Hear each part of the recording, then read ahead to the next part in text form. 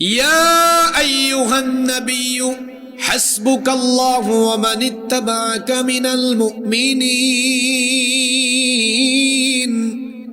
হে নবী, আপনার জন্য এবং আপনার অনুসারী মুমিনদের জন্য আল্লাহ যথেষ্ট। কারণ যার সাথে আল্লাহ আছেন তাকে মোকাবেলা করার মতো কোনো সাহস পৃথিবীর কারো নাই। কোরআনের আয়াত বা সূরার তাফসীর ভালো করে বোঝার জন্য সেটা নাজিলের হিস্ট্রি প্রেক্ষাপট জানতে হয়, যেটাকে আরবিতে বলা হয় সাবাবুন নুজুল। এই আয়াতগুলো নাজিল হয়েছে অত্যন্ত কঠিন সময়ে, বদর যুদ্ধের প্রাক্কালে এই আয়াতগুলো নাজিল হয়েছে, যখন মুমিনের সংখ্যা মাত্র 313 আর কাফিরের সংখ্যা 1000। কাফিরদের এই 1000-এর সাথে সবকিছু আছে, অস্ত্রশস্ত্র, জনবল, সৈন্যবল, অর্থবল, যুদ্ধের রসদ, সব কিছু তাদের ছিল, কিন্তু তাদের সাথে আল্লাহ ছিলেন না, কারণ তাদের ঈমান ছিল না। আর ঈমানদারদের অস্ত্র ছিল না, রসদ ছিল না, বাহন ছিল না, কিন্তু ঈমান ছিল। এই জন্য ঈমানদারদের সাথে যিনি ছিলেন তিনি কে? যার সাথে আল্লাহ থাকেন তার কোনো ক্ষতি কেউ করতে পারে না। আসেন তো আমরা আল্লাহর কোরআন থেকে এমন কয়েকটা এক্সাম্পল, কয়েকটা দৃষ্টান্ত জেনে নেই। যেমন আমাদের জাতির পিতা আল্লাহর খলিল সাইয়্যিদিনা ইব্রাহিম আলাইহিস সালাম আল্লাহর দ্বীনের দাওয়াত দেওয়ার কারণে নমরুদ এবং তার সৈন্যরা, তার অনুসারীরা, নমরুদীয় নেতৃবৃন্দ ইব্রাহিম আলাইহিস সালামকে গ্রেফতার করলো। বিরাট আয়তনের এক এলাকা জুড়ে তারা আগুনের কুণ্ডলী জ্বালালো। আগুনের কুণ্ডলী জ্বালিয়ে তারপরে তারা ইব্রাহিম আলাইহিস সালামকে সেখানে যখন নিক্ষেপ করার যাবতীয় ব্যবস্থাপনা করলো, এমন সময় ফেরেশতা এসে বললেন, ওগো আল্লাহর খলিল ইব্রাহিম, এই কঠিন বিপদে আল্লাহর ফেরেশতারা পর্যন্ত আপনাকে দেখে কষ্টে আছে, আমি এসেছি বলেন আপনি যদি হুকুম করেন নমরুদের এই বিরাট আয়তনের আগুনের কুণ্ডলীকে আমি সাগরের মধ্যে নিক্ষেপ করে দিতে পারবো। আল্লাহু আকবার। জাতির পিতা ইব্রাহিম আলাইহিস সালাম তিনি তখন বললেন, হে আল্লাহর ফেরেশতা, তোমাকে কি আল্লাহ পাঠিয়েছেন আমাকে হেল্প করার জন্য, সাহায্য করার জন্য? আল্লাহ কি তোমাকে পাঠিয়েছেন নাকি তুমি নিজে নিজেই এই কথা বলছো? ফেরেশতা বললেন, আল্লাহ এখনো আমাকে হুকুম করেন নাই, আমি নিজে থেকে আপনাকে এই কথা বলছি। ইব্রাহিম আলাইহিস সালাম তখন বললেন, আল্লাহ তাআলা যদি তোমাকে হুকুম না করেন তো তোমার মতো ফেরেশতার সাহায্য আমার দরকার নাই। ফেরেশতা শোনো, হাসবুনাল্লাহু ওয়া নি'মাল ওয়াকিল, আমার জন্য আমার আল্লাহ যথেষ্ট, তিনি আমার অভিভাবক, তোমার মতো ফেরেশতার কোনো সাহায্য আমার দরকার নাই। আমি আমার আল্লাহর পথে থাকার কারণে আজ আমাকে এই নমরুদের বিরাট আয়তনের অগ্নি পরীক্ষার মুখোমুখি হতে হয়েছে। এখন এই অগ্নি পরীক্ষায় যদি আমি সম্মুখীন হয়ে আগুনে ঝাঁপ দেই, আমার আল্লাহ যদি এতে খুশি হয়ে যান, তাহলে আমি ইব্রাহিম সেই আল্লাহর জন্য একবার আর দুইবার নয়, নমরুদের জ্বালানো এই আগুনের মধ্যে আল্লাহ যতবার চাইবেন ততবার আমি ঝাঁপ দিতে রাজি আছি। ঈমানের অগ্নি পরীক্ষায় উত্তীর্ণ হয়ে গেলেন। ওই যে বললাম, আল্লাহ যার সাথে আছেন তার কোনো ক্ষতি কেউ করতে পারে। আল্লাহ বললেন, ইব্রাহিম, আগুনের পরীক্ষায় তুমি মুখোমুখি হয়েছ, কিন্তু আমি তোমাকে ছেড়ে যাই নাই, আমি তোমার সাথেই ছিলাম। আমি শুধু দেখতে চেয়েছি আমি যে তোমার সাথে আছি, আমার উপরে তোমার তাওয়াক্কুল কেমন, আমার উপরে তোমার দৃঢ়তা কেমন, ঈমানের অবিচলতা আমি দেখতে চেয়েছিলাম। যা দেখতে চেয়েছিলাম তা আমি দেখে ফেলেছি। এই অগ্নি পরীক্ষায় তুমি উত্তীর্ণ, যেহেতু তুমি আমার উপরে অটল আছো, আমি তোমার সাথে আছি, এই জন্য এই আগুন, নমরুদের জ্বালানো আগুন তোমার কোনো ক্ষতি করতে পারবে না। কারণ আগুনের মালিক যিনি, গলার আওয়াজ বড় করে সবাই বলেন তিনি কে?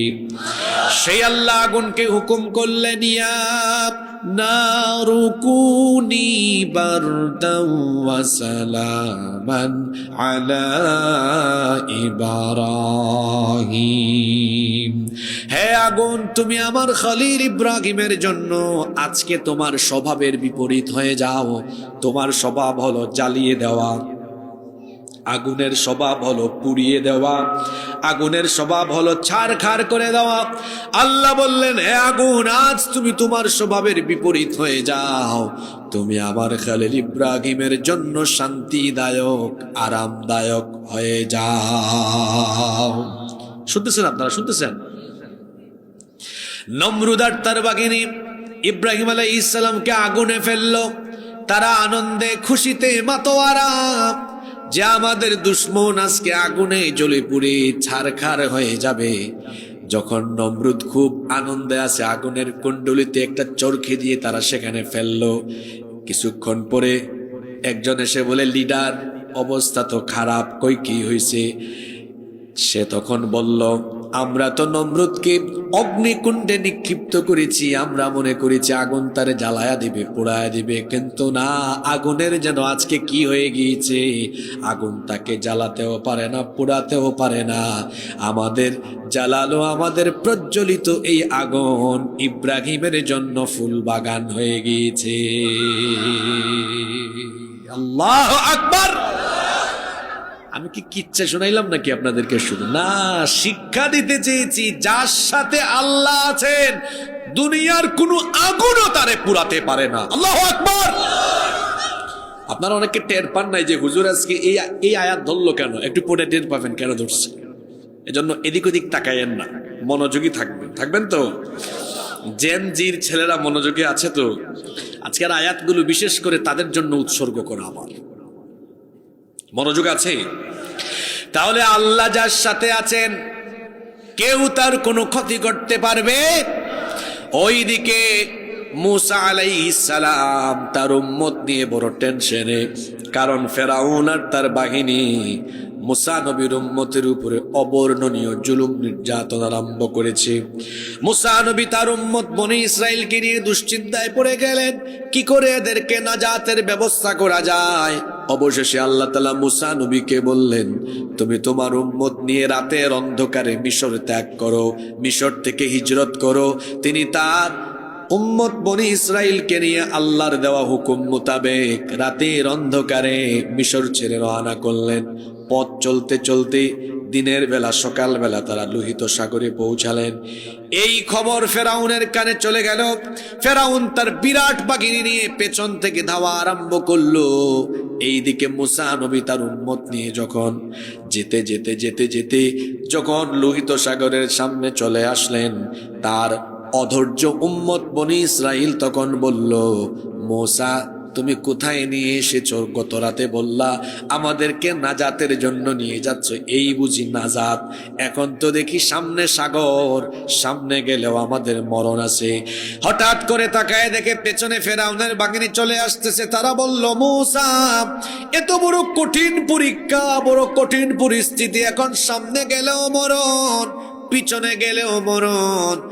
আর ওইদিকে দেখো ফেরাউনের বাহিনীর হাতে বল্লম আছে, তীর আছে, তলোয়ার আছে, আমাদের সাথে কিছুই নাই। এখন তো এরা আমাদেরকে কচুকাটা করবে, এদের সাথে সব অস্ত্র শস্ত্র আছে, আমাদের সাথে কিছু নাই। আমার দিকে তাকান, কথাটা কি বলছে দেখেন। দেখো ফেরাউনের বাহিনীর সব আছে, আমাদের কিছু। মুসা নবীর উত্তরটা কত সুন্দর ছিল। তামাম দুনিয়ার ইমানদারদের জন্য আল্লাহ এই কথাটা কোরআনে উঠায়া দিলেন। তিনি বললেন, কে বলেছে আমাদের সাথে কেউ নাই? শোনো আমাদের সাথে কি আছে। কাল্লা ইন্না মাইয়া রাব্বি সায়াহদিন। নেভার এভার, কাল্লা, কখনো নয়। তোমরা বলছো যে কেউ নাই আমাদের সাথে, কে বলেছে কেউ নাই? ওদের অস্ত্র আছে, তীর আছে, বল্লম আছে, আর আমাদের সাথে এমন একটা জিনিস আছে, তাদের সব অস্ত্র শস্ত্র যার এক হুকুমেই শেষ হয়ে যাবে।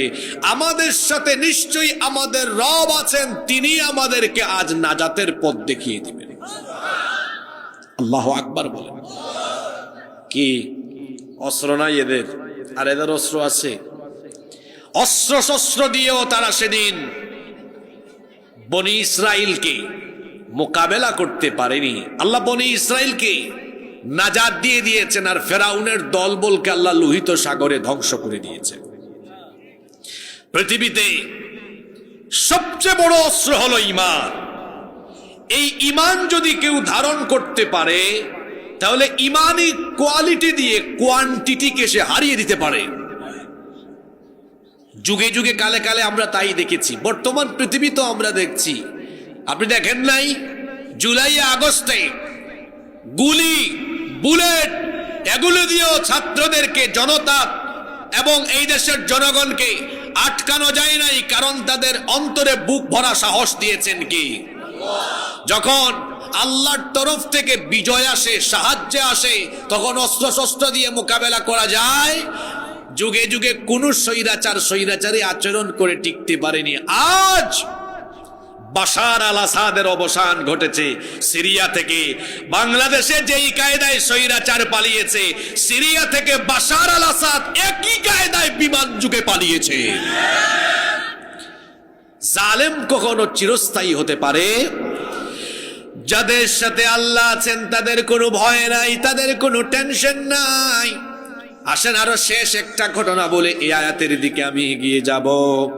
আমার নবী যখন মক্কাতুল মুকাররমায় দুর্বিষহ কঠিন পরিস্থিতিতে আল্লাহর হুকুমে যখন হিজরতের জন্য রওনা করলেন, হিজরতের রাতে আল্লাহর নবীর হিজরতের সাথী সাইয়েদনা আবু বকর সিদ্দিক রাদিয়াল্লাহু আনহু, তাকে নিয়ে নবীজি রাতের অন্ধকারে রওনা করলেন।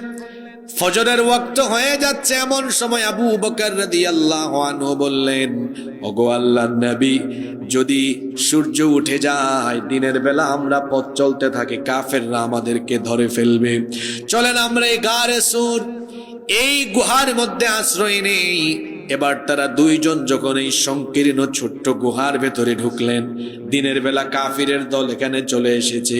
আবু বকর রাদিয়াল্লাহু আনহু নবীজিকে বললেন, এত সংকীর্ণ, এত ছোট্ট এই গুহা, বসে মাথা উঁচু করলে উপর থেকে মাথা দেখা যায়, কাছে আসলে পরে এই গুহার ভেতরে কে আছে তা বোঝা যায়। ওগো আল্লাহর নবী, সম্ভবত আমরা দুজন ধরা পড়ে গেলাম, হয়তো কিছুক্ষণের মধ্যে ধরা খেয়ে যাব। ওদের লোক সংখ্যা আমাদের চাইতে বেশি, আমরা দুইজন, তারা অনেকজন।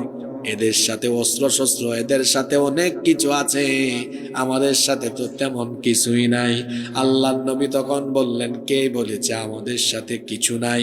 নবীজি তখন আবু বকর রাদিয়াল্লাহু আনহুকে এমন একটা কথা বললেন, যেটা আল্লাহ তাআলা কোরআনের আয়াত বানায় দিলেন। তিনি তখন বললেন, লা তাহজান ইন্নাল্লাহা মা'না,